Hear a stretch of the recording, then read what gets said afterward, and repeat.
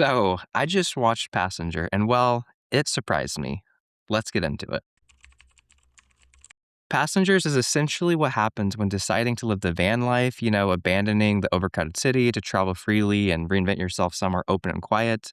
Except it goes catastrophically wrong. And don't get me wrong, living in the city isn't exactly paradise either. Rent is outrageous, people are usually unhinged, and someone is always screaming outside at like 3 in the morning. But somehow being haunted by a demonic cosmic presence still feels slightly worse than dealing with the city life. Just slightly. Joke aside, the film opens with an effective introduction. It really lays the groundwork for the creepiness ahead. Even though I saw an edited version of the trailer that we got for this film and the trailers ahead of Lee Cronin's The Mummy, it still remained as effective as it was when I first saw it. I might even go as far as to say that the beginning of this film is the best start to a horror film that I've seen in the last couple of years. It's truly that good. While the momentum established at the beginning of the film wanes somewhat as the story progresses, it still manages to remain an enjoyable ride throughout.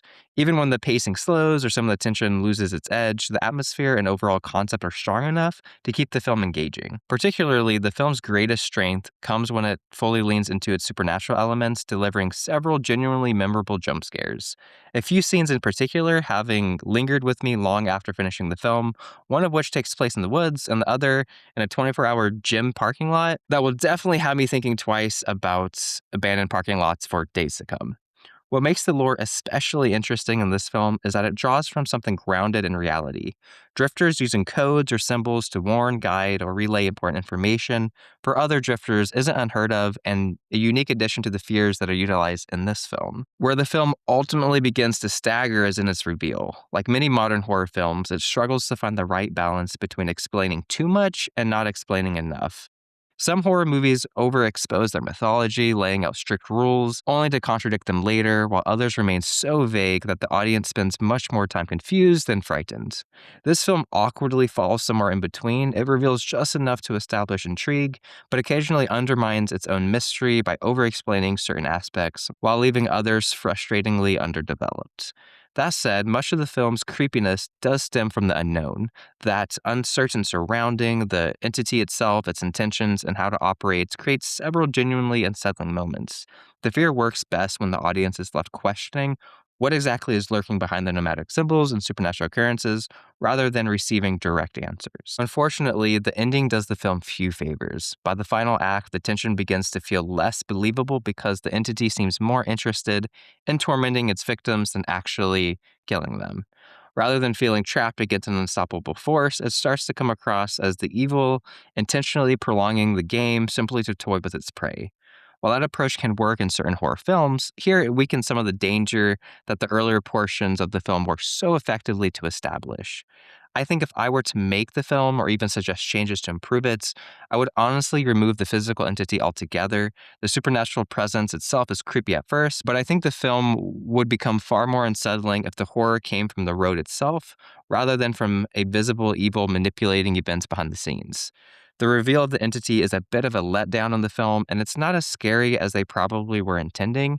At least that's from my perspective. Instead, I'd make the setting a cursed stretch of highway or an isolated back road that locals intentionally avoid, though outsiders and travelers wouldn't know any better. Maybe it's an old route, long abandoned. The protagonist, unfamiliar with the warnings or simply desperate to keep moving due to traffic on the main roads, unknowingly take the back road and eventually realize they can't leave it.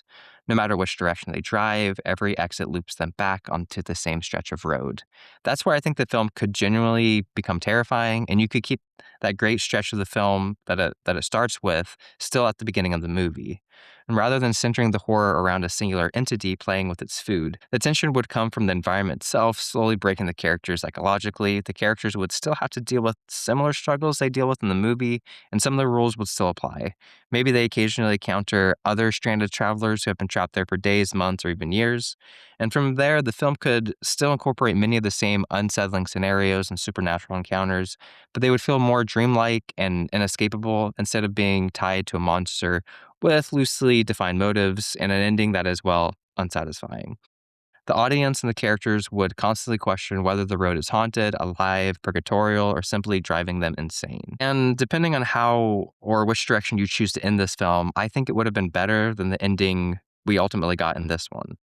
In the end, I think certain elements of the film genuinely worked. The opening is incredibly effective at establishing tension, uneasiness, and throughout the runtime, there are several moments of real greatness, particularly when the film leans into its atmosphere and its supernatural elements. However, the major reveal, the inconsistent rules surrounding its mythology, and ultimately the conclusion itself gave me more reason to pause and question the experience rather than fully immersing myself in it. While the film succeeds in creating memorable scares and an intriguing premise, it struggles to maintain the same level of effectiveness once it begins, explaining too much of what's happening behind the curtain and presenting us with an entity that ends up being a bit of a dud by the time the credits roll. With that being said, let me know what your experience was while watching this film. Please like and subscribe for more movie reviews. As always, I'll catch you around on the next movie review.